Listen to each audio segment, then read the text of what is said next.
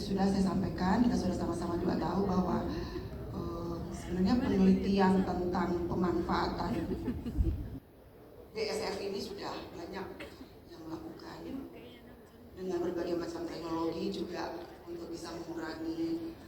Sebenarnya kalau berbicara di kliennya sudah tidak ada masalah, kecuali kandungan lemaknya cukup tinggi.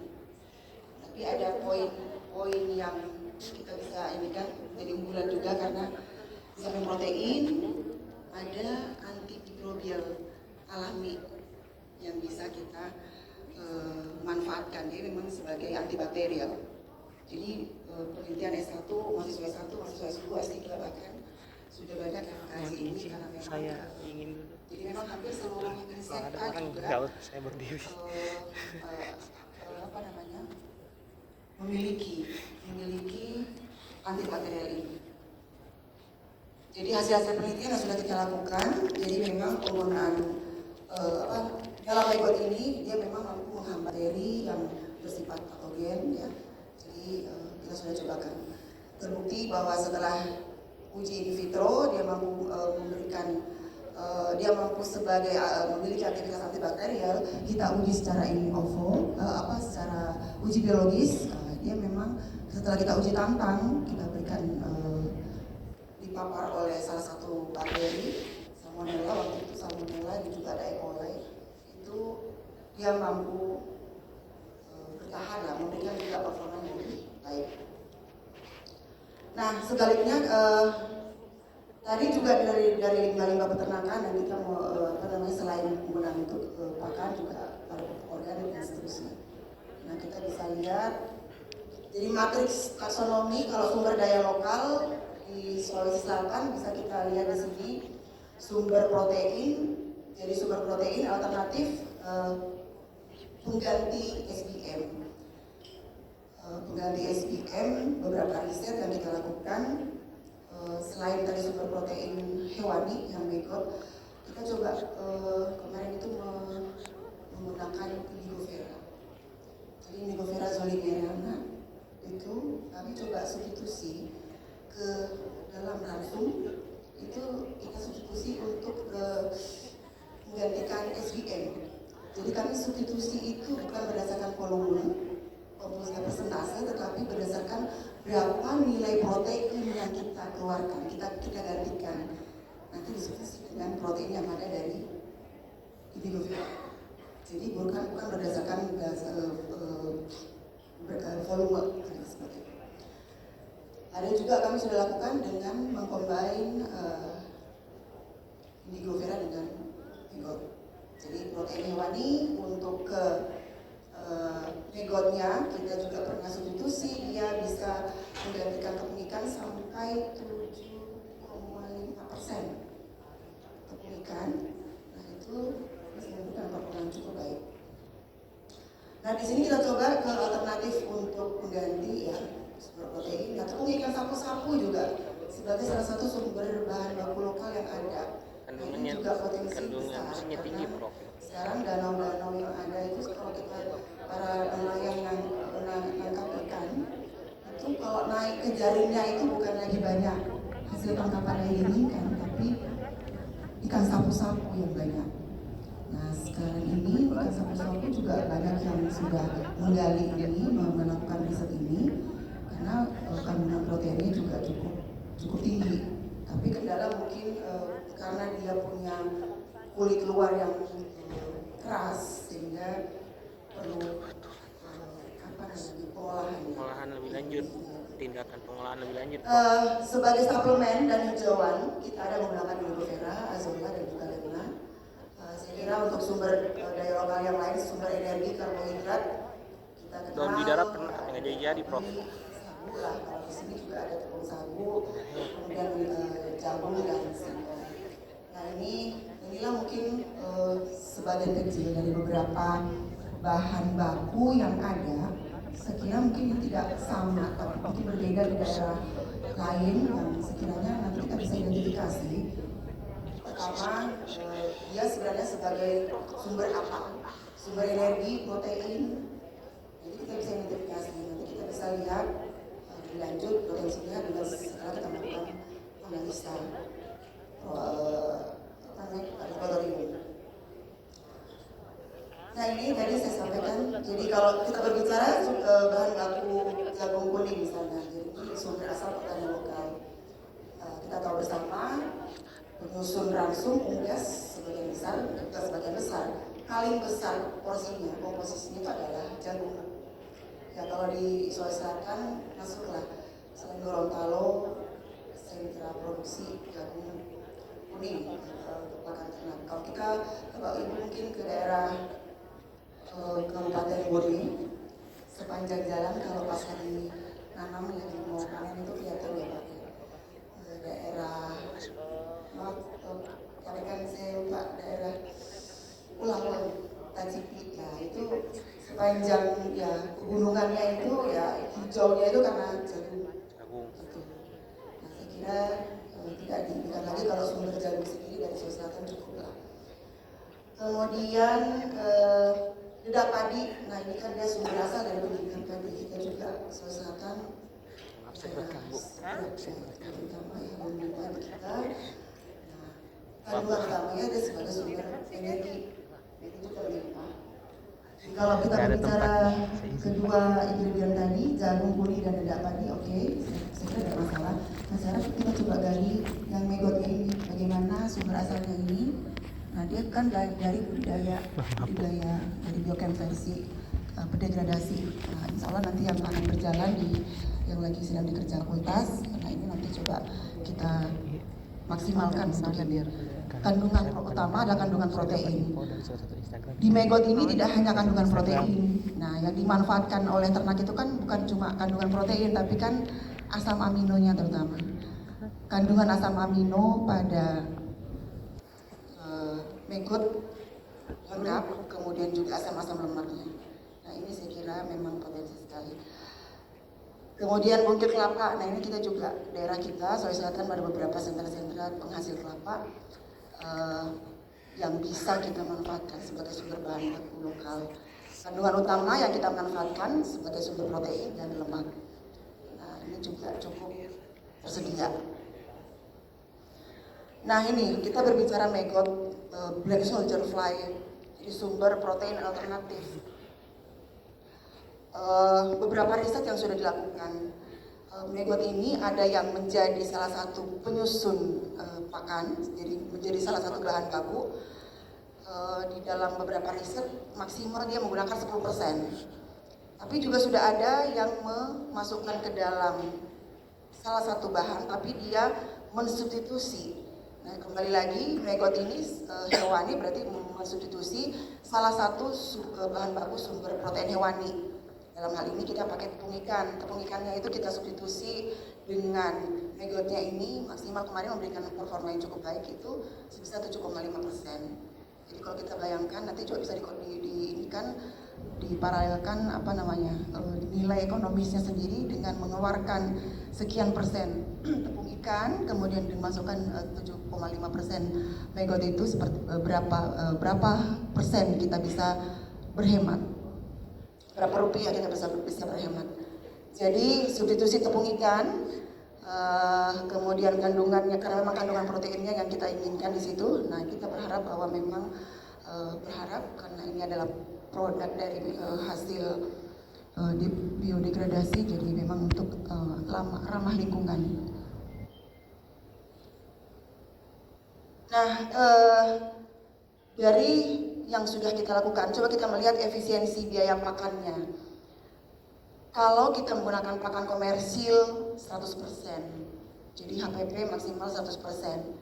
Kalau kita coba melakukan substitusi bahan baku lokal, di situ kita lihat coba ada dedak misalnya atau bungkil kelapa, bungkil kedelai,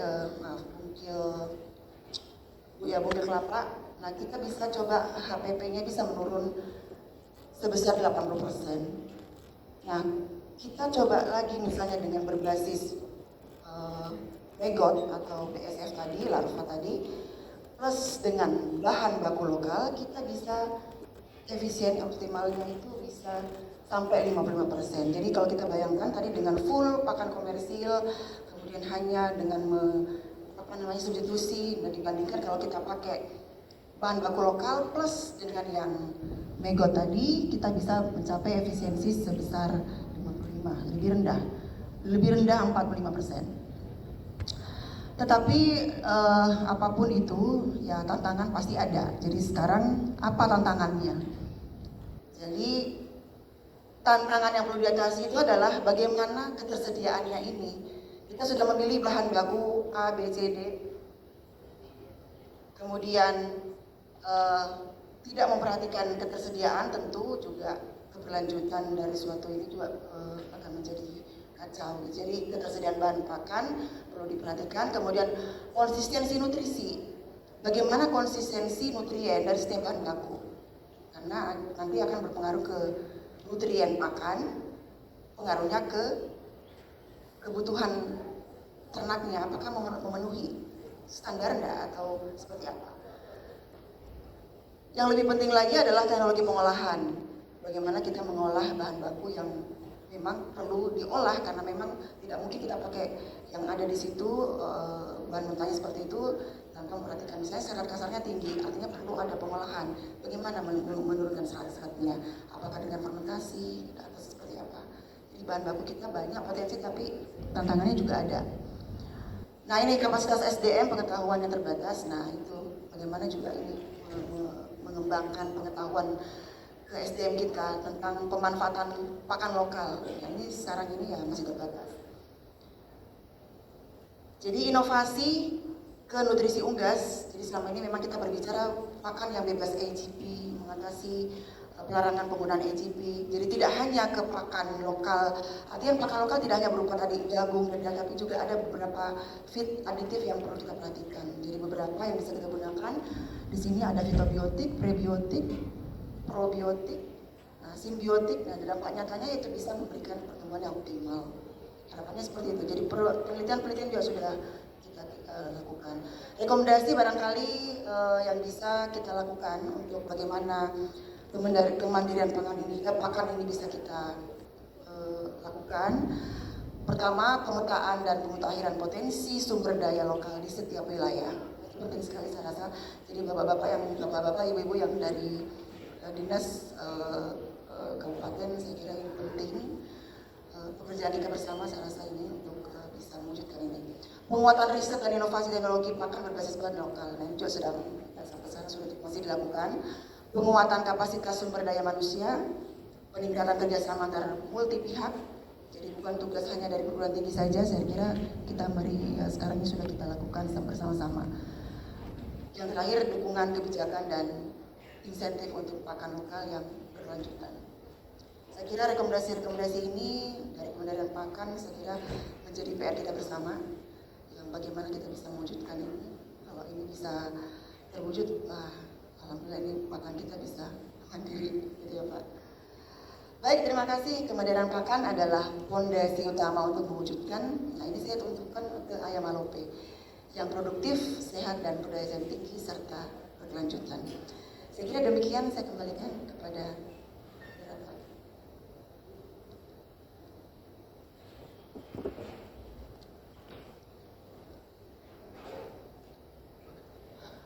terima kasih Prof. Sri Purwanti atas pemaparan yang sangat lengkap diberikan. Untuk materi berikutnya kami persilakan kepada Bapak Andi Pangeran Nur Akbar STBMM yang akan membawakan materi tentang integrasi ayam alope Unhas 1 pada urban farming dan pangan kebanggaan Makassar. Waktu dan tempat kami persilakan.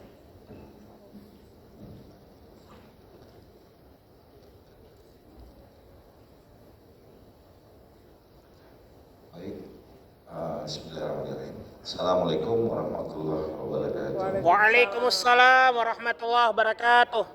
Saya langsung saja izin. Kami dari Yayasan Duta Korea Indonesia. Saya sebagai ketua dan pembina kami adalah Bapak Andi Fadli Arifuddin. Beliau adalah vokalis Padi Band. Di Beliau baru pulang kemarin Prof, karena tiba-tiba ada acara yang beliau harus tampil, maka didelegasikan ke saya selaku ketua. Yayasan ini belum lama kami dirikan, belum cukup setahun. Kami bergerak di bidang sosial dan pemberdayaan masyarakat,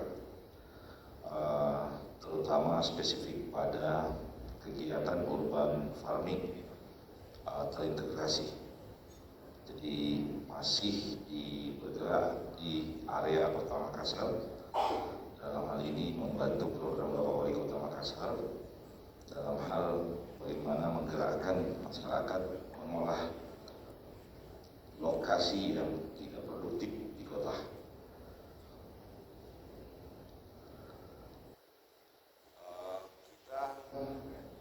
Yayasan ini adalah satu komunitas yang mengajak seluruh praktisi. Jadi kami ini dari berapa anggota, 80% itu praktisi, lokal hero, dan beberapa akademisi. Lokal hero ini berbagai basic atau pengalaman. Ada yang pengalaman di pertanian, pengalaman di peternakan, perikanan, budidaya jamur, ekoenzim, dan waste food. Nah, di waste food ini kita lokal hero kita, Pak Rahmat Hidayat, mungkin adalah salah satu tim juga dari RP1 ini. Beliau yang mengembangkan budidaya maggot juga di yayasan, dan memang maggot ini susah-susah gampang. Kami sudah mencoba, memang tidak semudah kita seperti pelihara tanaman mungkin. Ya, di maggot ini setiap hari harus dipantau, dan maggot ini ada, tadi Ibu Prof sudah jelasin, ada timing, momentum yang tidak boleh lewat. Karena kalau dia lewat, ada zat yang dihindari untuk kepakan. Jadi, tapi benefitnya sangat besar. Nah, ini sedikit kita lihat di Makassar. Makassar ini masalahnya sampah, dan 70% sampah Makassar adalah organik. Jadi bukan tidak ada alasan juga, banyak jenis ayam kampung banyak dijual. Kenapa harus alope? Kenapa harus yayasan juga ikut terjun ke alope? Ya, kalau ayam kampung banyak dijual berbagai jenis, bahkan kadang masyarakat tidak tahu jenisnya. Taunya ayam kampung saya, kalau kurus-kurus jadi dia panjang kakinya, ayam kampung gitu. Kalau broiler pendek-pendek, gemuk-gemuk, broiler gitu. Ya, padahal belum tentu ayam kampung yang kita dapat di pasar itu real blood-nya adalah ayam kampung. Ya, bisa jadi joper ya dari ayam ras juga perkawinannya. Yang murni ayam kampung. Kita bersyukur ini alope 1 adalah ayam yang memang murni ayam kampung dan dari ayam yang ada di Sulawesi Selatan. Ya, kami sangat senang karena ini kalau di kami, di teman-teman milenial Gen Z, itu adalah brand. Kita tidak lihat ayamnya, tapi kami, di mata kami adalah brand yang tidak bisa sama dengan brand yang lain. Cuman tinggal marketing 4.0-nya. Bagaimana brand ini menjadi kebutuhan. Karena tidak ada produk yang dicari kalau orang belum butuh. Ya. Untuk ayam pasti orang butuh. Karena dari semua sumber protein yang ekonomis, gampang didapat, mudah didapat, dan bisa kita makan tiap hari adalah ayam. Maka sangat make sense kalau ayam alope ini menjadi kebutuhan harian. Ya. Tinggal bagaimana harganya di pasaran. Karena terus terang ayam kampung itu kastanya premium. Kalau saya survei di pasar, semua ayam kampung di pasar itu di atas harga ayam broiler daging, pasti di atas. Nah, apakah ayam alope ini ke depan bisa nilai ekonomisnya bisa disejajarkan? Setidaknya disejajarkan. Kenapa harus sejajar? Ya agar orang lebih pilih ayam kampung. Kalau tidak disejajarkan, orang lebih pilih broiler. Pasti ayamnya lebih dianggap ya lebih lunak, padahal kan tergantung masaknya. Bobotnya lebih besar, kalau dia lebih gemuk, dadanya kan besar-besar, dada ayam ini. Tapi proteinnya belum tentu lebih besar daripada ayam kampung. Jadi sekarang pergeseran pemikiran orang untuk makanan lebih kepada sehatnya, sudah masuk kepada sehat. Sehatnya itu apa? Zat protein yang mana yang lebih tinggi? Permasalahan kita ini di kota, jadi kita mau berdayakan masyarakat, tidak ada lahan kufar. Sedangkan penduduk, orang bilang bonus demografi, boleh jadi bonus, boleh jadi bencana. Kalau bonus demografi kita tidak olah, tidak manage, bencana. Ya. Kalau di kota itu massa namanya, massa yang tidak jelas, liar. Kemudian ketergantungan pasokan dari luar daerah. Ya. Makassar ini pasokannya dari mana-mana. Kalau Makassar sendiri tidak memproduksi, kemudian tiba-tiba ada jembatan putus, bencana banjir bandang, pasokan di pasar yang kurang lebih 200 pasar di kota kosong. Masyarakat kota Makassar mau makan apa? Kira-kira. Ya. Kalau seumpama mudah-mudahan tidak, jembatan di Maros putus, butuh ini contoh kejadian di Sumatera. Putusnya itu perlu dibangun 1 tahun, Bapak Ibu. 1 tahun. Bisa enggak? Harus naik helikopter. Kalau turun di Makassar naik helikopter, harganya bagaimana menurut Anda? Ini pakai aftur, Pak. Ya. Bisa 5 kali lipat. Bahan makanan kita di Makassar bisa 5 kali lipat. Ya. Kemudian tadi masalah sampah dan generasi muda meninggalkan sektor peternakan atau pertanian. Pendaftaran masuk di kampus masih juara 1 kedokteran untuk Sulawesi Selatan. Kalau saya teropong ke Jawa, ke Malang, Jogja, bahkan Universitas Diponegoro kemarin, last minute kedokteran masih dibuka 300 kuota. Kenapa? Sangat minim pendaftar. Karena anak saya kemarin lulus kedokteran.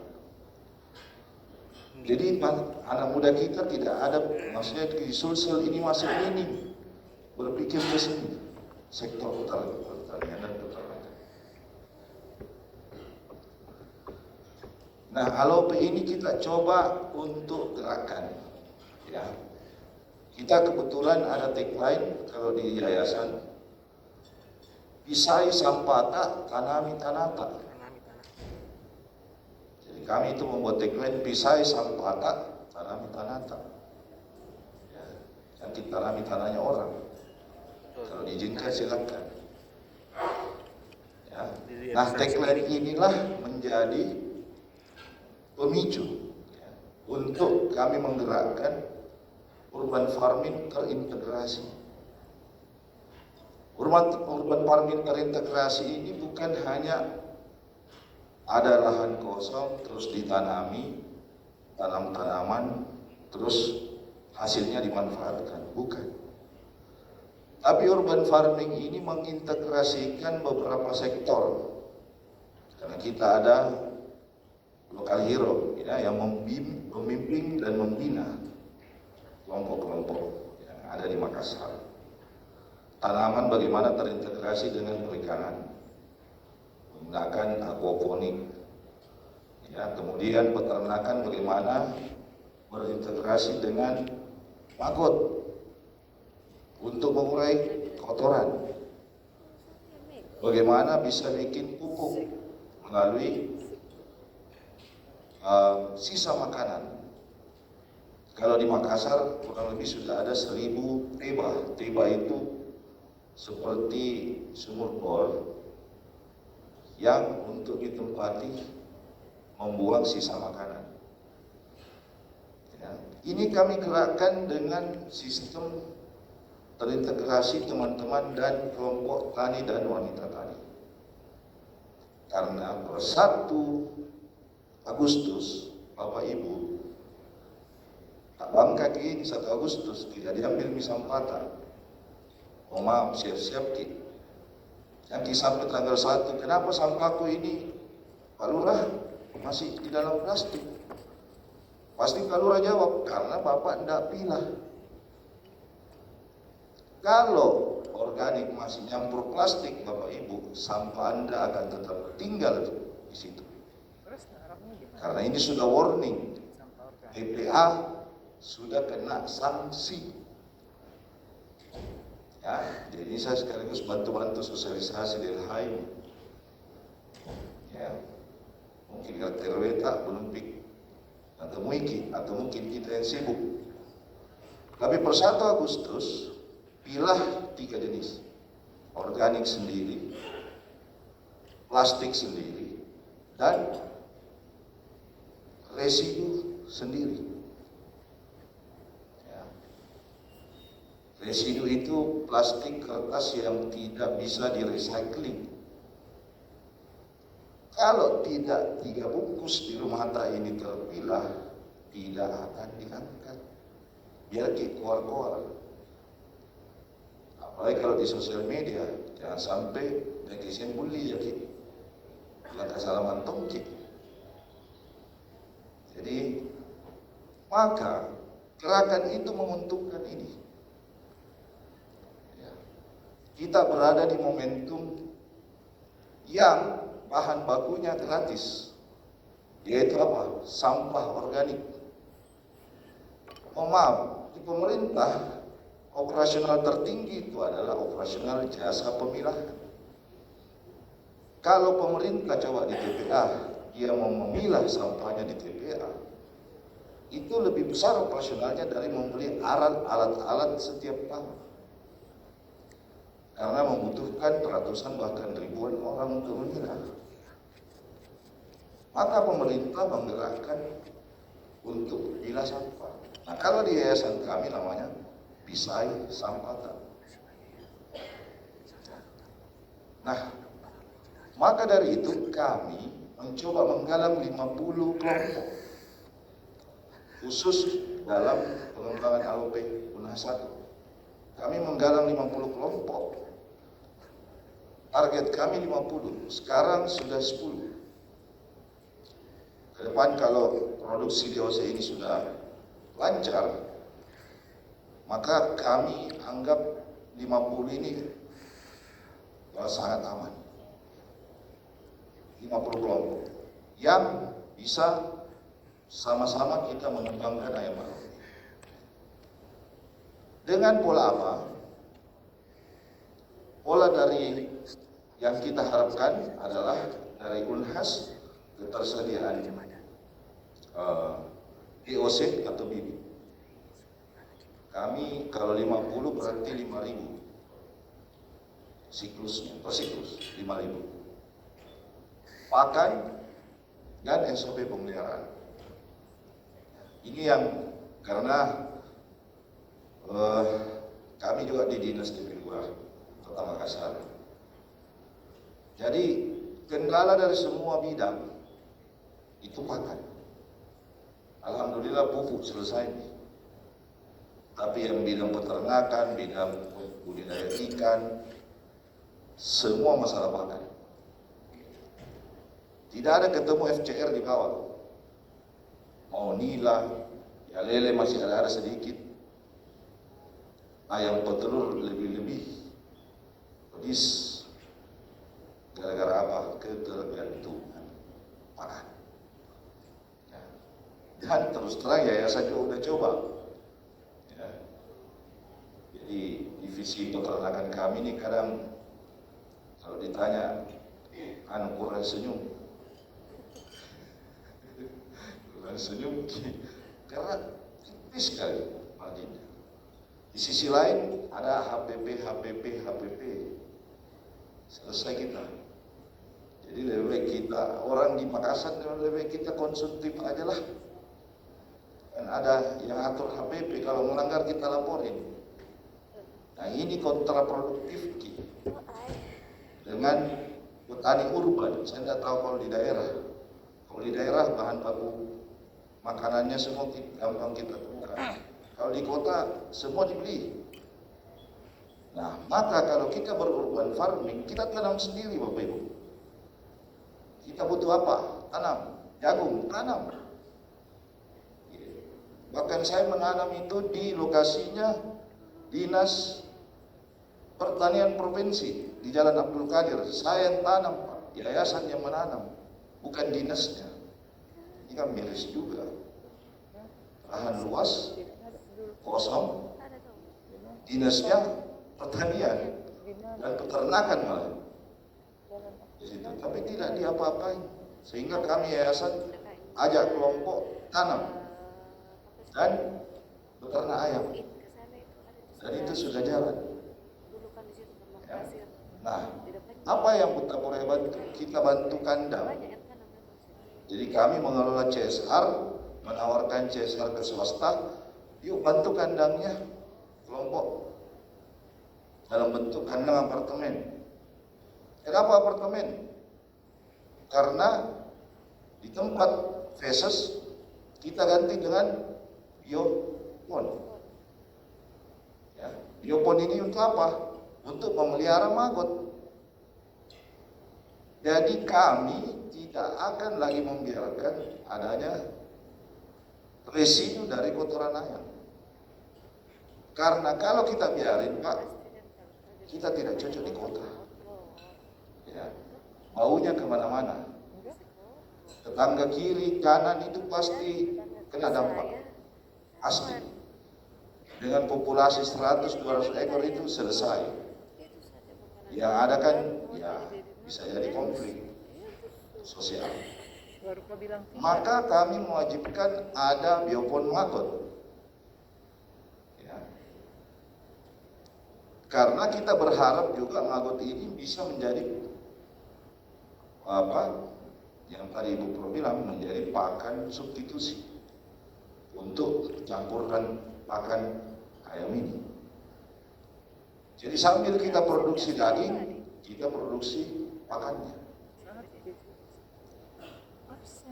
Dan ada pendampingan dari kami serta backup untuk pasca panen. Ya. Karena kami begini Bro, izin. Kami itu kalau mau kerjasama dengan kelompok itu sudah MOU di depan.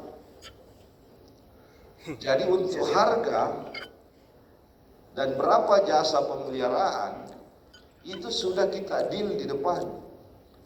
Tentu mengacu kepada bobot ayam.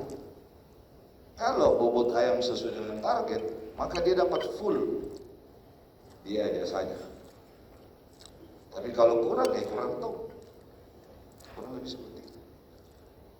Nah, di masyarakat dia kewajibannya adalah menjaga dan memelihara ayam ini. Kalau banyak mati, kurang juga dia dapat, kurang juga. Kemarin kita pelihara 100 di Lantamal, kelompok taninya kita panen 97. Jadi ya mortality alopen alhamdulillah cukup tinggi. Cukup tinggi. Nah ini kita udah hitung-hitung di yayasan. Karena yayasan itu sistemnya coba dulu di belakang itu urusan. Kalau anak-anak di luar bilang dia pukul dulu baru tanya. Jadi kita langsung aja. Coba 100 ekor, 200 ekor, 300 ekor. Tes gimana? Sesuai petunjuk Unhas, SOP-nya gimana? Kita jalan. Jadi dari DOC itu di harga 10.000 per ekor. Biaya pakan hingga panen di 60 hari, ini ekspektasi. Itu di 18.000 per ekor harga pakan. Nah ini divisi peternakan kami ini kemarin gunakan yang pakan premium. Memang harganya tidak cukup tinggi, di 400 ribuan per sak. Gitu. Total biaya utama per ekor itu berarti dijumlahkan 10.000 tambah 18.000, 28.000 dengan populasi 100 ekor per kelompok. Mortalitas panen itu di 97 ekor. Nah, kalau ini totalkan untuk operasional dan pembelian pakan, kemudian DOC, itu masyarakat dapat 975.000 per siklus. Nah kami kemarin alih-alih menghitung kalau segini yang didapatkan masyarakat dalam waktu 2 bulan, estimasinya dari DOC sampai panen mungkin terlalu kecil. Maka yayasan ambil alih lagi. Ya, sudah dibantu kandangnya, sudah bantu pakannya, DOC-nya, diambil alih lagi dengan cara 1 bulan dulu di yayasan. Ya, alhamdulillah kami sudah ada persiapan lahan kurang lebih 7.000 meter, Pak Prof sudah kunjungi. Insya Allah kita akan coba membuat kandang kurang lebih 3.000 meter persegi untuk populasi 5.000. Nah kalau kan sebulan di kami, maka insya Allah 975.000 ini hanya sebulan di masyarakat. Itu kalau 100 populasi. Kalau 200 ya berarti 1,8 atau Mohon Bapak, 3 menit lagi. Ya. Nah, inilah dampak sosial yang kami sampaikan tadi yang harus kami halau. Ini tidak boleh sampai terjadi. Karena melihat angka tadi itu banyak yang antri. Ya, baik dia dalam bentuk kelompok, individu yang punya lahan-lahan kosong di lorong, atau mungkin memang punya lahan kosong besar, banyak yang meminta, Pak, di mana saya bisa beli DOC ini atau beli mak? Jam saya tunggu dikasih.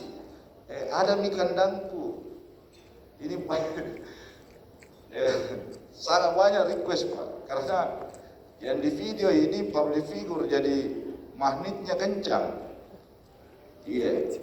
Baru pas ketemu calon peternaknya, lihat lagi angka, aduh, kayak dia mau besok. Tapi kami juga tetap menunggu SOP dari Unhas. Jadi, nah tadi yang dibilang bagaimana ini pakan alternatif, makanya kami asesmen di bawah. Kami tidak akan kasih di program kerjasama kalau dia tidak punya kebun. Kami lebih prepare kasih kelompok yang sudah punya kebun dan sudah jalan minimal 1 tahun. Kenapa? Ini harus terintegrasi sesuai dengan komitmen yayasan dan program pemerintah kota.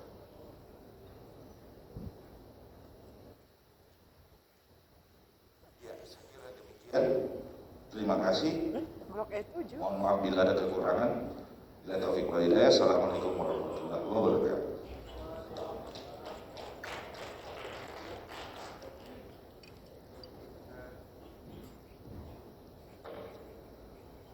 Terima kasih Bapak Andi Pangerang atas materi yang telah diberikan. Untuk pemateri ketiga kita beri kesempatan pada Bapak Profesor Dr. Muhammad Ihsan Andi Dagong SPT MSI yang akan memberikan paparan tentang standarisasi dan SNI ayam alope UNHAS 1. Waktu dan tempat kami persilakan. Baik, assalamualaikum warahmatullahi wabarakatuh. Selamat sore. Baik, kita sudah tadi pagi sebenarnya sudah dipaparkan oleh narasumber bahwa ada beberapa sejarah yang terutama dari Pak Dekan tadi disampaikan bahwa ayam alope UNHAS 1 ini kita kembangkan sekitar 10 tahun yang lalu dari hasil riset mahasiswa. Kemudian kita lihat teknologi ini khususnya inofeeding itu bisa mengoptimalkan performance khususnya ayam kampung kita. Kemudian teknologi ini kemudian dikombin dengan khususnya bidang saya, bidang pemuliaan, yang kemudian kita lakukan seleksi. Jadi ayam alope ini adalah kombinasi dari ilmu nutrisi, kemudian ilmu modifikasi lingkungan, kemudian kita integrasikan dengan pemuliaan selektif, kemudian juga didukung oleh tadi bahwa harus ada teknologi DNA yang masuk, teknologi proteinik yang masuk. Nah, itu kemudian kita lanjutkan untuk meyakinkan bahwa itu enggak, ayam yang kita sudah teliti selama 10 tahun ini itu punya performance yang baik. Nah, tahun kemarin ayam alope ini sudah dilepas oleh Kementerian Pertanian dengan nama alope UNHAS 1. Jadi alope itu mungkin ada yang bertanya-tanya, alope itu sebenarnya apa? Jadi alope itu sebenarnya singkatan. Jadi ayam lokal daging. Kenapa ada UNHAS 1? Kita harapannya adalah ke depan nanti ayam alope UNHAS 1 ini bukan hanya berhenti di alope UNHAS 1, tapi ada alope UNHAS 2, alope UNHAS 3 dan seterusnya. Jadi khusus alope yang ada sekarang itu memang kita desain seleksi untuk ayam pedaging dengan target bahwa di umur 70 hari atau 10 minggu ayam ini bisa mencapai bobot potong sekitar untuk jantan itu minimal 1 kilo dan untuk betina itu antara 800 sampai 900 gram. Nah, dari genol, dari populasi tetua yang kita miliki, ayam kampung ini adalah ayam kampung yang ada tersebar di sekitar wilayah Makassar. Ada dari Goa, dari Parro, dari Tekalar kita seleksi. Jadi ini juga kami ingin memperjelas bahwa alope UNHAS 1 itu adalah murni ayam kampung, bukan hasil persilangan. Jadi ini adalah murni galur ayam lokal. Kontennya kalau istilahnya kalau TKDN-nya itu 100% TKDN-nya, karena itu adalah sumber daya genetik lokal yang kita punya, yang kemudian kita improve dengan teknologi inofeeding dan seleksi with inbreed di dalam rumpun kita seleksi. Nah, kemudian di awal-awal ayam alope ini ayam kampung yang kita seleksi tetuanya itu masih di atas 3 FCR-nya, sehingga kita waktu itu tim waktu itu kebetulan ketuanya adalah Pak Wempi, kami sebagai tim dari pemuliaannya kita tetapkan breeding objektif kita waktu itu adalah ayam ini harus mencapai bobot minimal 1 kilo di umur 70 hari atau 10 minggu. Kemudian FCR-nya minimal 3. Bagaimana ayam ini dibentuk? Jadi awalnya ayam ini dari generasi pertama sampai generasi kedua itu kita lakukan inofeeding. Jadi setelah umur 7 hari di capture di situ gas, kita keringin, kemudian disuntik dengan asam amino L-arginin. Itu dilakukan sampai 2 generasi. Nah, setelah generasi ketiga, jadi tetap dari generasi pertama, generasi kedua in ovo feeding, kemudian kita lakukan seleksi. Nanti di generasi ketiga in ovo feeding kita hentikan, kemudian kita fokus ke seleksi sampai kita dapatkan untuk pelepasan kalur waktu itu kita dapatkan di generasi kelima dan saat ini sudah berada di generasi ke-6 dan menjelang sudah generasi ke-7. Jadi indukan yang kami punya saat ini adalah di G6, jadi DOC yang kita jual itu sudah masuk di G7 sebenarnya. Nah, untuk standarisasi, jadi kita hari ini FGD kami khususnya dari tim peneliti ayam alope ingin minta sumbang saran dari Bapak Ibu bagaimana standarisasi bibit DOC ayam alope nanti. Nah, ini adalah hasil yang kami dapatkan di laboratorium bahwa warna bulu DOC ayam alope awalnya dari generasi pertama sampai generasi ketiga generasi ketiga warnanya itu masih bervariasi, ada hitam, ada coklat, ada putih, abu-abu. Kemudian setelah kita lihat dari proses pertumbuhannya, ternyata yang warna coklat itu yang laju pertumbuhannya, warna hitam itu yang pertumbuhannya lebih unggul. Sehingga kemudian di generasi berikutnya kita arahkan seleksi lebih dominan ke warna hitam. Nah, sehingga DOC yang kemudian kita dapatkan adalah lebih dominan ke warna hitam, meskipun juga ada warna coklat, masih ada warna lain, namun persentasenya itu hanya sekitar kurang dari 10%. Nah, inilah nanti kemudian kami diskusi kemarin dengan tim PRMP bahwa untuk penetapan SNI mungkin kita bisa lebih fleksibel nanti bahwa ini adalah kondisi aktual yang ada sekarang bahwa dominan itu warna hitam, tapi ada juga yang muncul meskipun persentasenya lebih rendah, sehingga di dalam penetapan SNI-nya mungkin kita bisa lebih fleksibel nanti.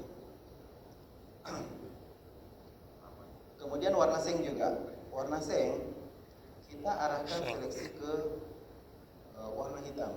Kenapa warna hitam waktu itu? Karena awal-awal kita riset kita coba akan kebetulan ada juga dari bidang sosial ekonomi yang waktu itu meriset bahwa preferensi konsumen di Makassar itu mengatakan bahwa kalau warna kuning itu bukan ayam kampung, itu pasti ayam broiler atau ada silangan dari broiler, sehingga tim peneliti waktu itu kita arahkan seleksi ke sengnya itu lebih dominan ke warna hitam. Nah, ini adalah performa warna seng dari bibit ayam alope. Itu memang kelihatan bahwa yang dominan itu adalah kombinasi hitam dan kuning. Tapi kalau sudah ini DOC-nya, tapi kalau sudah berumur sekitar dewasa, yang hitam kuning itu cenderung berubah menjadi warna hitam. Kemudian warna hitam sendiri itu full hitam ada sekitar 10%, dan warna kuning itu masih ada sekitar 22%. Nah, sekarang untuk produksi DOC khususnya di laboratorium produksi gas, ini seleksi kita arahkan ke fokus ke hanya 2 ini, hitam dan hitam kuning. Kuning itu khususnya indukan-indukan yang memiliki warna seng dominan kuning itu kita keluarkan dari populasi, sehingga di G6, G7 ini proporsi warna hitam ini akan cenderung lebih besar lagi. Warna bulu juga kita fokuskan ke warna ini. Untuk hitam untuk jantan itu merah kehitaman, sedangkan betina itu cenderung full ke hitam. Sedangkan ini adalah warna seng dari setelah dewasa. Kemudian tipe jengger juga. Nah, mungkin tadi sudah dijelaskan oleh Pak Dekan kenapa kita arahkan seleksi ke jengger tipe single ini, karena logo UNHAS itu Jenggernya ada. single com. Jadi kalau ayamnya nanti ayam UNHAS itu sudah ciri khas dari ayam UNHAS. Kita tidak arahkan ke, meskipun di awal-awal generasi itu masih ada juga bervariasi tipe comnya, ya. Namun kita arahkan ke jengger single com. Ini adalah karakteristik kualitatif ayam alope nanti yang mungkin bisa dijadikan standar dalam penerapan nanti SNI, bahwa ini dari sisi kualitatif. Jadi warna bulu itu adalah kemerahan, kejantan, kemudian tulang bulunya lurik, kemudian pola bulunya itu adalah kolombian, warna kakinya hitam, tipe jenggernya itu adalah single com, warna jenggernya merah, dan warna biarnya juga warna merah. Itu seragam antara jantan dan betina. Khusus untuk betina itu hanya warna hitam yang ada. Nah, kemudian ini adalah standar bobot badan ayam alope.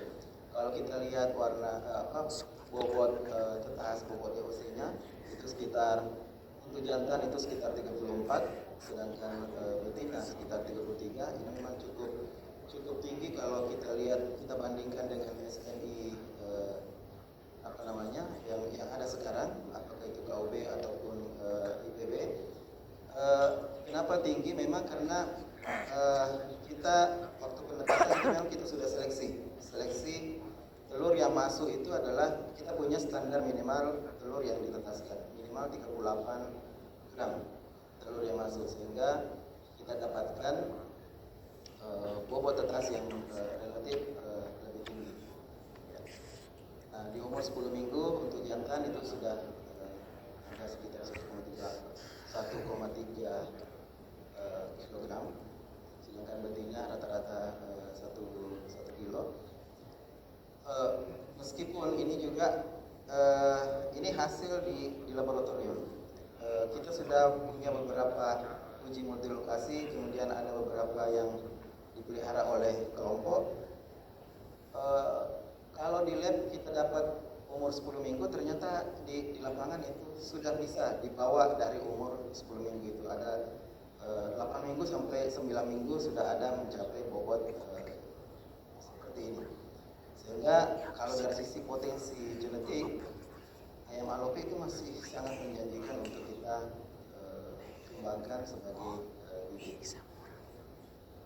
Nah, ini mungkin ini adalah data bagaimana kita perkembangan dari ayam alope ini kita seleksi di lab dari generasi pertama, dari kedua, ketiga itu memang cenderung kita lihat ada penambahan delta genetik, delta performance yang dari generasi per generasi.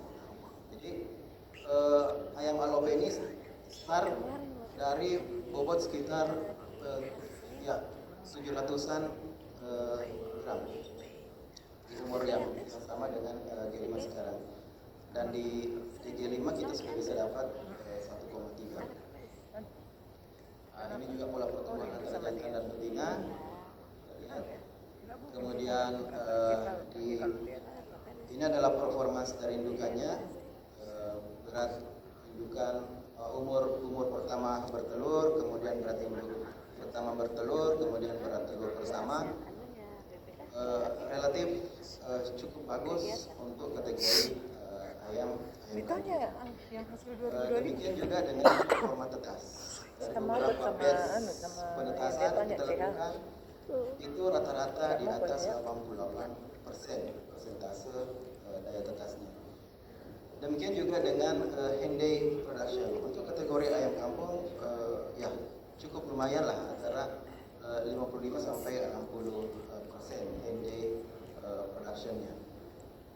Kualitas telur memang warna telur dari ayam alope ini masih kita lihat agak berbeda dengan ayam kampung biasa. Kalau ayam kampung biasa kan cenderung warnanya agak putih, putih, tapi ini kalau alope agak coklat warna telurnya. Nah, dari sisi konsumsi pakan FCR yang kita targetkan di awal minimal 3, ternyata di G5 itu kita bisa dapat sekitar 2,32 sampai 2,8 FCR-nya. Jadi target di awal objektif diri kita itu bisa kita capai di G5 ini. Nah, syarat untuk mendapatkan pelepasan galur waktu itu adalah bahwa ayam alope itu harus baru, unik, seragam dan stabil. Dan alhamdulillah itu kita bisa capai di G5, di mana kebaruan dari ayam alope ini adalah memang betul adalah ayam kampung yang kita seleksi, tapi itu adalah hasil perpaduan antara inovasi nutrisi, inovasi merubah lingkungan pra-hatcher, jadi hiperplasianya yang kita trigger. Kemudian setelah itu kita lakukan seleksi waiting breed selama 5 generasi. Nah, ke depan inilah yang mungkin kami harapkan pada pagi hari ini, pada siang hari ini, bagaimana rancangan SNI DOC Alope UNH1. Kita tahu bahwa tadi sudah disampaikan bahwa sudah ada SNI KUB, SNI IPB, mudah-mudahan SNI ayam alope itu akan menyusul. Dan ini adalah beberapa acuan normatif yang bisa nanti kita jadikan sebagai acuan bahwa ayam alope sudah ada penetapan rukun, penetapan galur oleh Kementerian Pertanian. Kemudian SNI yang ada sekarang ada SNI bibit ayam kampung DOC. Kemudian peraturan menteri dan peraturan pemerintah tentang sumber daya genetik hewan dan perlindungan ternak. Ya, mungkin ini sebagai bahan yang bisa kita sama-sama diskusikan ke depan, bagaimana standarisasi bibit ayam alope UNH1 ini bisa kita wujudkan, karena produksi DOC ayam alope insya Allah melalui kerjasama dengan Kementerian Pertanian, insya Allah kita akan bergerak lebih cepat untuk memproduksi DOC sehingga nanti akan bisa disebarkan ke mitra-mitra kita. Terima kasih. Wassalamualaikum warahmatullahi wabarakatuh. Waalaikumsalam warahmatullahi wabarakatuh. Terima kasih Bapak Profesor Dr. Ihsan. Saya kira dari ketiga pemateri banyak yang bisa diberikan pertanyaan atau ide atau gagasan dari Bapak Ibu semua, karena sesuai dengan harapan tadi dari Bapak Rektor ketika pembukaan tadi pagi, beliau mengharapkan bahwa ayam alope ini bukan milik UNHA saja, tetapi milik bangsa Indonesia, sehingga harapannya bahwa ayam lokal justru menjadi penguasa negara kita sendiri, bukan menjadi tamu di negara sendiri. Karena itulah kemudian ide ketahanan pangan, kemandirian pangan diharapkan akan semakin berkembang. Untuk itu kita masih punya waktu sekitar 30 menit. Kita akan bagi 2 sesi. Satu sesi pertama akan ada 3 penanggap. Mudah-mudahan nanti bisa selesai sesuai dengan acara. Untuk sesi pertama saya persilakan. Pertama Bapak Dr. Komar, kedua Ibu siapa? Rizda. Bu Rizda, ada lagi satu.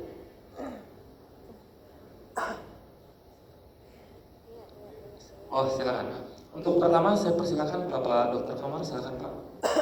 Ya, terima kasih atas kesempatan yang diberikan. Izin saya Komarudin, Bapak Ibu sekalian. Saya kebetulan juga merupakan tim inventor ayam KUB dan Foxy. Ada beberapa mungkin pertanyaan yang ditujukan ke Prof. Ihsan Dabong ya, terkait dengan ayam alope ini. Saya sangat tertarik luar biasa dengan pertumbuhan yang cepat dan secara yang bagus. Yang pertama Pak Prof, tadi saya juga lihat bagaimana kemudian pola respon seleksinya di generasi 5 dan ke-6 ya. Kan tadi kan kita lihat pertumbuhan bobot badan di 10 minggunya kelihatan memang meningkat ya. Tapi kemudian bagaimana respon seleksinya? Apakah dia masih improve atau sudah mulai plateau ya? Yang pertama itu, terus kemudian yang kedua itu kalau berarti kan kriteria seleksinya adalah bobot badan ya Pak ya. Jadi salah satunya yang paling kelihatan kuantitatifnya itu kita ambil berapa persen proporsi seleksinya Pak untuk membentuk ayam alope ini Pak per generasi, sehingga kita dapat improvement seperti itu. Dan yang ketiga, kira-kira kedepannya setelah ada ayam alope UTH1 ini skema seleksinya akan seperti apa kedepannya? Ini mungkin sharing ya Pak, izin kalau boleh sharing.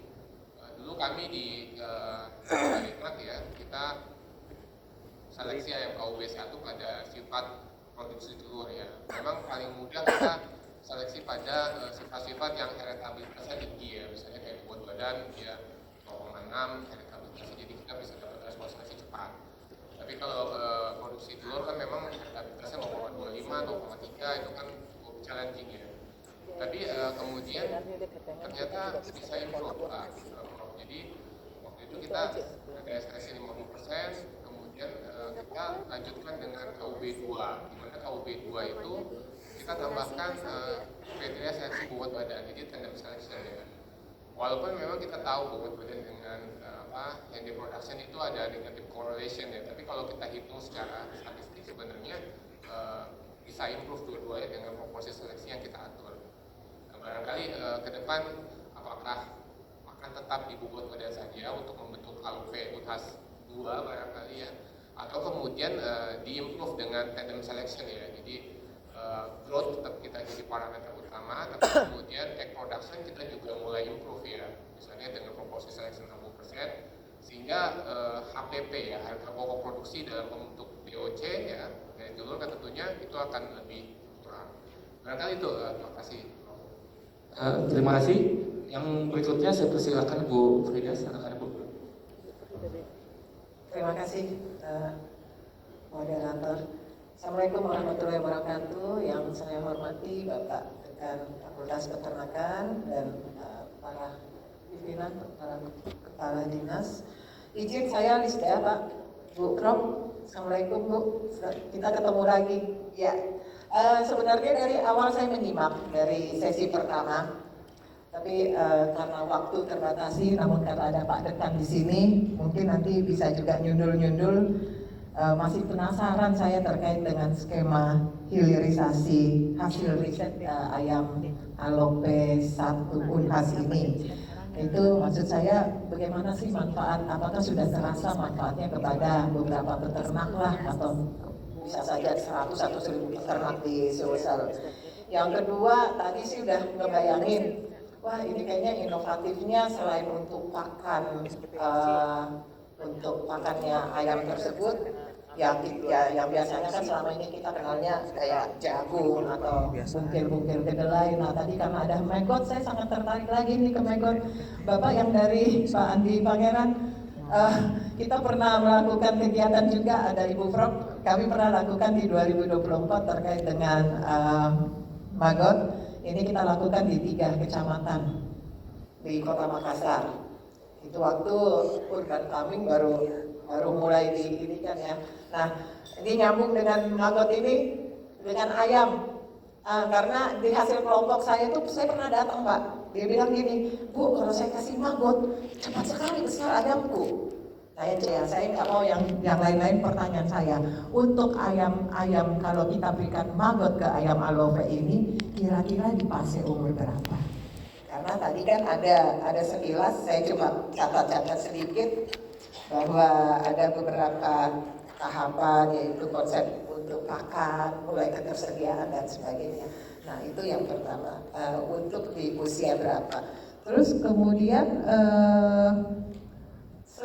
sempat ingat ya, kalau DOC itu bisa nggak kita berikan magot tersebut?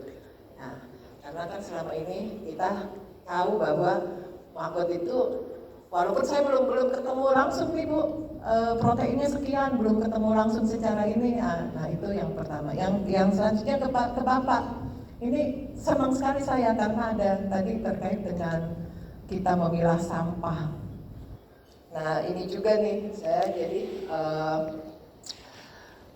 tertarik juga Pak, apalagi untuk pengembangan kelompok-kelompok masyarakat ya khususnya di Kota Makassar ya. Jangankan yang daerah-daerah ini yang di tengah-tengah aja, yang di perumahan-perumahan aja itu agak susah tuh.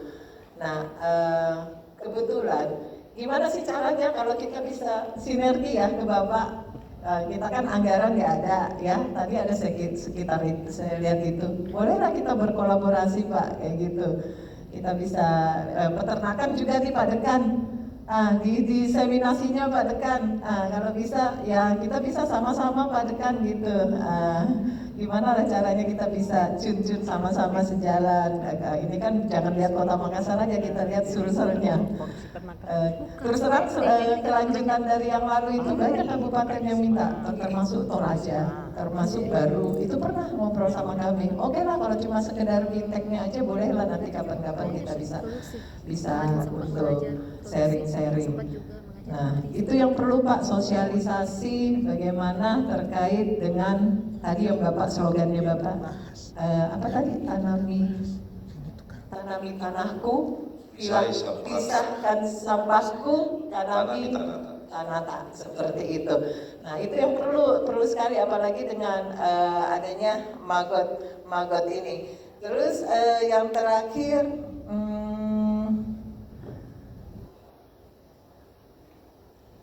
tadi kepengen juga sih mengetahui skala-skala bagaimana skala usahanya untuk hal tersebut. Demikian, terima kasih. Assalamualaikum warahmatullahi wabarakatuh. Waalaikumsalam warahmatullahi wabarakatuh. Terima kasih Bu Wisda. Berikutnya Bang Jai.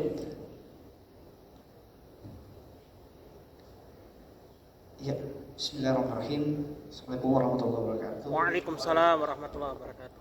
Perkenalkan nama saya Rahmat Hidayat dari Cycle Value, kami dari PT Agrofarm Indonesia, salah satu timnya juga di Fakultas Peternakan dalam hal kaitannya dengan maggot sebagai pakan alternatif.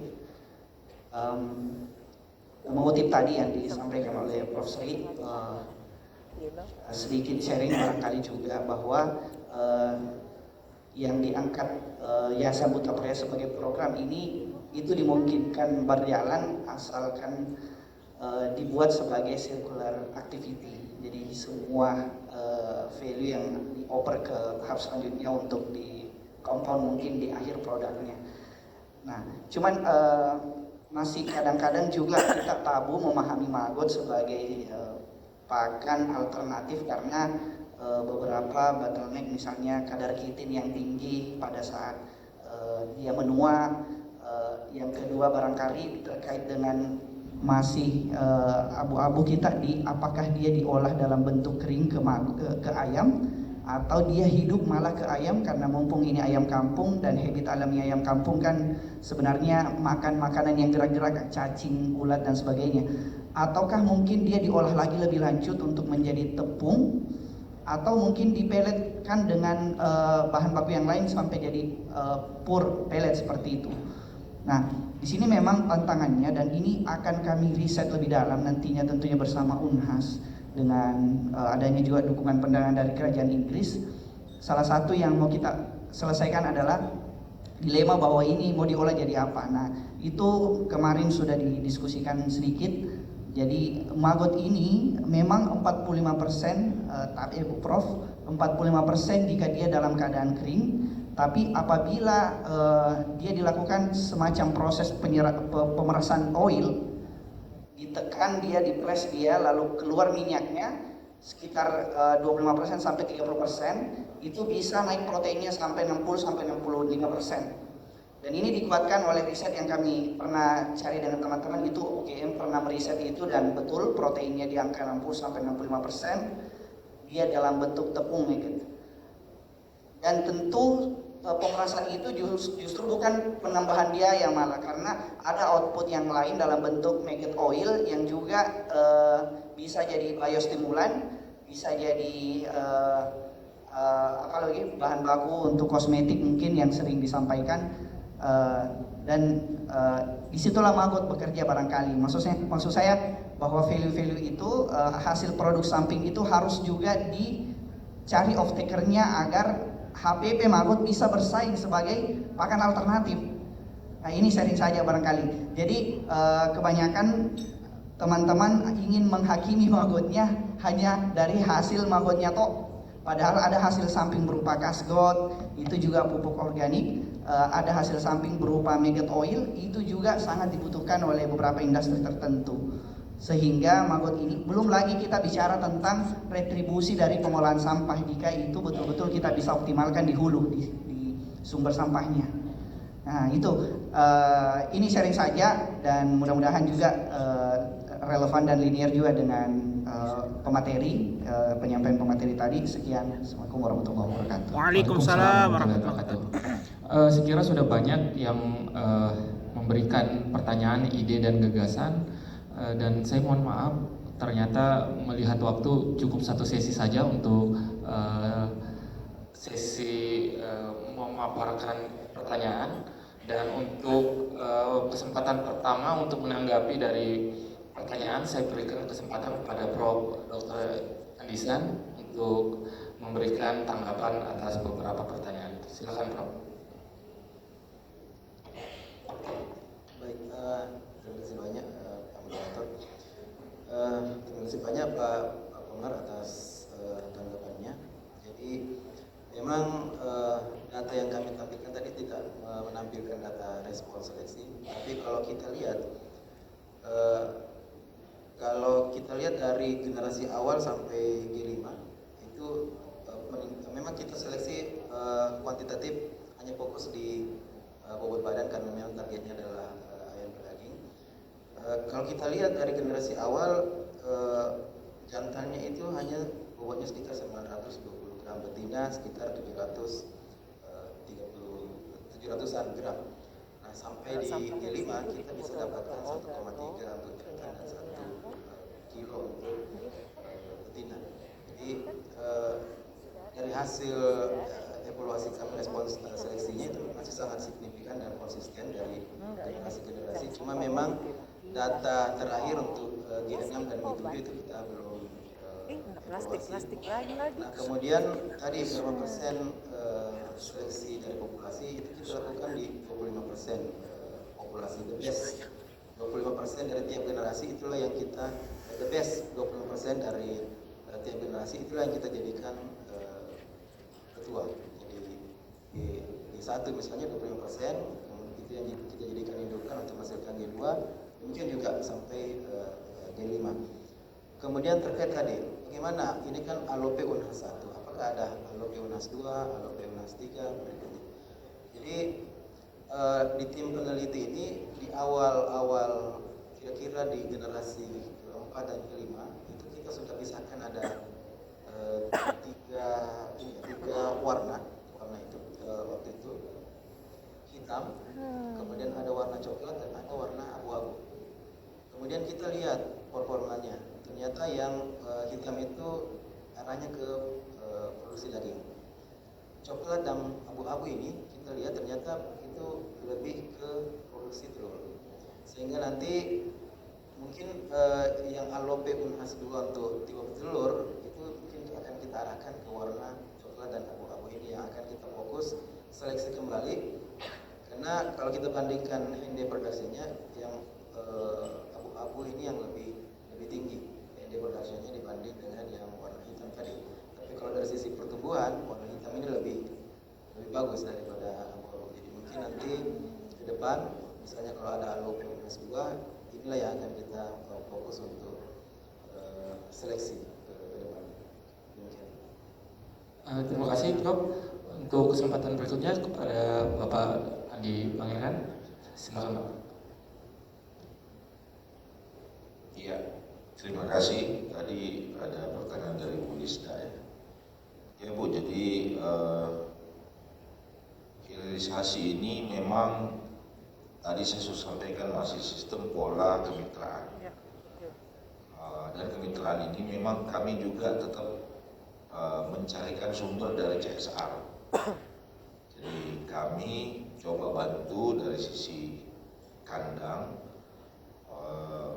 kemudian DOC dan pakan. Mau dong aku. Iya. Mau dong di Nanti Bu rumah. kalau ada batch selanjutnya untuk, Di rumah. karena percuma ada kandang kalau belum ada DOC-nya. Jadi kita masih nunggu Bu.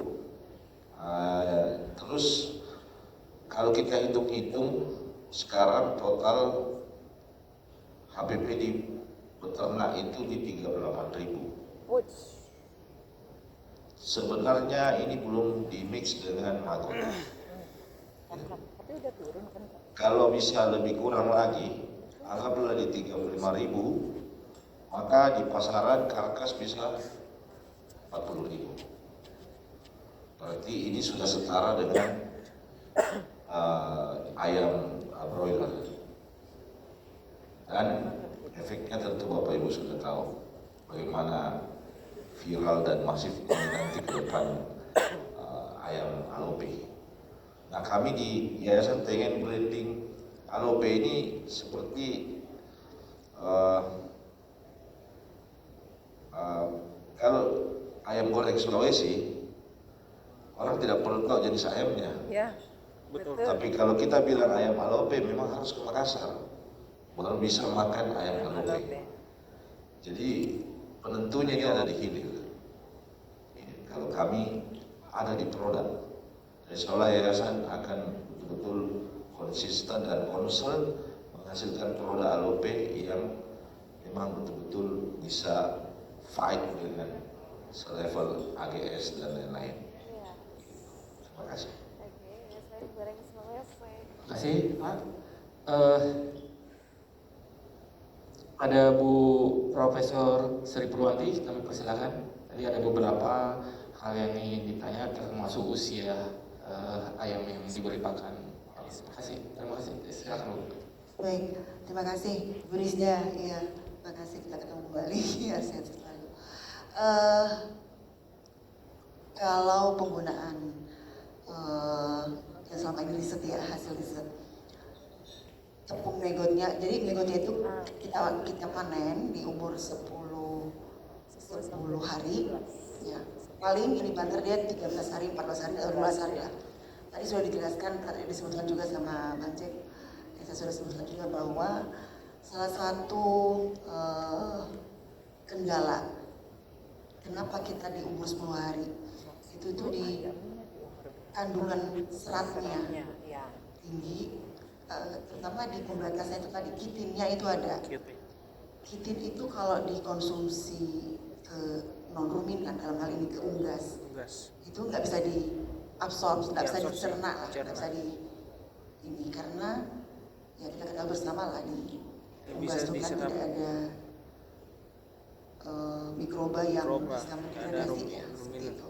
Sehingga beberapa penelitian dengan lama pemeliharaan di umur larva ya, 10 hari itu yang dianggap kitinnya kecil dengan tetap mempertahankan kandungan proteinnya yang kita memang primernya yang utama yang kita mau ambil di situ. Tetapi juga ada di samping itu kitin juga ada kandungan lemaknya. Lemak megot itu lumayan tinggi. Nah itu sehingga tadi disampaikan oleh Bang Jack itu ada megot byproductnya itu berupa oilnya itu yang kalau dijual itu lumayan, mungkin lebih mahal harga oilnya dibanding harga megot tepungnya itu buat kosmetik biasanya. Nah itu mungkin yang juga orang belum banyak tahu ya Bang Jack ya. Nah itu banyak ada beberapa budidaya yang besar itu dia malah lebih utama ke byproductnya tadi dibanding yang untuk sebagai pakan. Nah itu karena memang lebih menjanjikan lah harganya. Nah selama ini yang kami gunakan dicampur ke pakan itu di umur 2 pekan, di umur 2 minggu. Jadi tidak kami berikan di awal DOC gitu ya, DOC sampai ini. Jadi di 2 pekan sampai panen itu kita tambahkan ke dalam pakannya. dalam bentuk tepung dalam hal ini. Level sampai ada kemarin kita coba karena dia substitusi ke tepung ikan, itu bisa aman sampai 15%. Kenapa? Ada yang nyoba sampai 20, 25. Ternyata gini, warna pakan itu juga kan mempengaruhi. Pigmen. Kalau terlalu banyak, warnanya lebih gelap. Ayamnya kurang konsumsi. Itu. 20% juga ternyata ya seratnya juga kitanya lumayan tinggi, lemaknya juga tinggi. Nah itu. Jadi kemarin dari hasil riset mahasiswa dokter kemarin alhamdulillah sudah lulus, itu 15% sudah memberikan perform yang lumayan, walaupun tidak sesuai standar yang tadi 1,5 kilo gitu ya, umur 10 minggu, tapi dibanding perlakuan yang lain, nah itu masih bisa memberikan performa yang bagus. Tadi memang naluri ayam itu kan cari pakan yang bergerak-gerak. Gimana kalau saya berikan, apakah sebaiknya dalam bentuk tepung, kemudian sudah dalam bentuk tepung dicampur di pakan, kemudian nanti apakah dia dipelet misalnya, crumble atau dipelet, atau dalam bentuk segar. Kalau di ikan biasanya kita sebar gitu aja. Di apa namanya, saya lihat kalau orang perikanan itu ditambak ya, kadang dinila cuma disebar, ditabur. Nah, kalau di peternak-peternak kita yang ada mitra yang di ini ke kita pengabdian itu, dia kadang sudah budidaya sendiri, dia juga punya pabrik mini, dia juga mencampurkan ke pakannya, tapi pakannya dalam bentuk mesh, bentuk tepung. Tapi kadang juga dia selimi, kasihnya dalam bentuk segar, hidup. Dia sebar aja, tapi dibatasi sehari cuma sekali gitu. Nah, tetap memperhatikan bahwa waktu panennya dia di umur 10 hari. Jadi saya rasa kalau pemanfaatan megot ini potensial sekali gitu ya. Kemarin sampai umur 15 sampai dosis 15%, saya coba menambahkan indigo vera ya untuk tadi karena substitusi ke SBM sebagai sumbernya protein nabati. Karena dia warnanya agak putih gitu, agak gelap. Saya tambahkan lagi fitobiotik sebagai fit aditif. Saya kasihnya kunyit, tepung kunyit. Saya kita semua sudah tahu lah fit aditif, kemudian berupa apa saja dan mempunyai manfaat. Jadi kemarin itu saya klaimnya pakan fungsional. Jadi pakan sumber proteinnya dia dari megot dan indigo vera, plus karena ada fitobiotik yang kami tambahkan yang mempunyai fungsi tidak hanya dia memberikan nafsu makan tapi juga fungsi lain, misalnya ya, imunitas, ya itu tadi salah satunya. Saya kira seperti itu Bu Rizda dan Jack ya. Jadi betul tadi saya tidak sempat singgung bahwa produk utama adalah megot biasa untuk tepungnya, tapi ditepungkan itu juga biasanya tapi saya tidak pernah melakukan apakah setelah dia dipres diambil oilnya itu proteinnya semakin tinggi. Mungkin bisa ya karena sudah ada lemak yang keluar ya, bisa jadi, tapi saya belum mencoba, tapi coba nanti diinginkan. Kemudian untuk samping lainnya juga bisa dimanfaatkan banyak lah. Dan beberapa peternak juga secara otodidak karena cuma melihat di YouTube belum mendapatkan sentuhan gitu, bermodalkan itu dia kadang sudah berani mencoba sekian, asal coba-coba aja pakai sekian dia ditabur berapa, tidak ada batasan. Tapi secara ilmiah, secara ini kan kita akademisi tetap harus menggali itu, membuat suatu riset lah begitu. Biasalah kalau di lapangan coba-coba ada ini coba cuman secara ilmiah belum, kalau di ini kan belum bisa terjawab secara ilmiah. Saya kira tadi terima kasih Bu Rizda tadi informasinya dari Bapak, jadi bisa kolaborasi ke depan Bu Rizda memanfaatkan. Kemarin kita buat pelatihan BIMTEK ya, pemanfaatan budidaya megot. Saya kira bisalah untuk dimanfaatkan itu. Kalau selama ini kalau kami pakainya di umur 2 pekan, 2 minggu sampai panen, dengan harapan bahwa di umur setelah DOC sampai 2 pekan itu pakan komersil diberikan ya untuk memaksimalkan pertumbuhan otot segala macam. Gitu.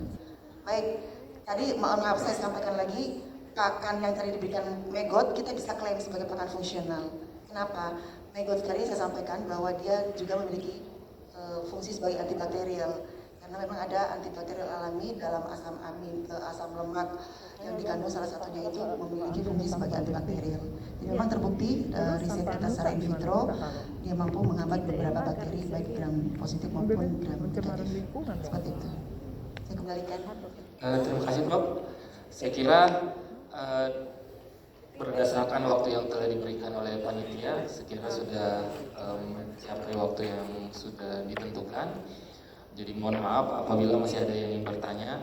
Jadi sedikit saya akan menyampaikan sedikit catatan yang saya catat berdasarkan penjelasan dan hasil diskusi bahwa potensi bahan pakan lokal di Indonesia itu sangat besar. Salah satunya adalah maggot. Tadi dijelaskan tentang pangan fungsional. Sedikit saya tambahkan, Prof. Kitin walaupun memiliki keterbatasan, justru dia juga memiliki kelebihan, dapat menurunkan kolesterol. Jadi ada mekanisme bagaimana kitinisasi. Kemudian integrasi di masyarakat ayam alope dengan di beberapa yayasan dengan yayasan memiliki potensi yang besar, sehingga ini akan bisa meningkatkan standar kehidupan masyarakat. Kemudian standarisasi ayam alope yang semakin meningkat, sehingga performanya diharapkan ke depannya akan semakin baik, sehingga ke depan produksi akan semakin meningkat. Sekira itu saya atas nama panitia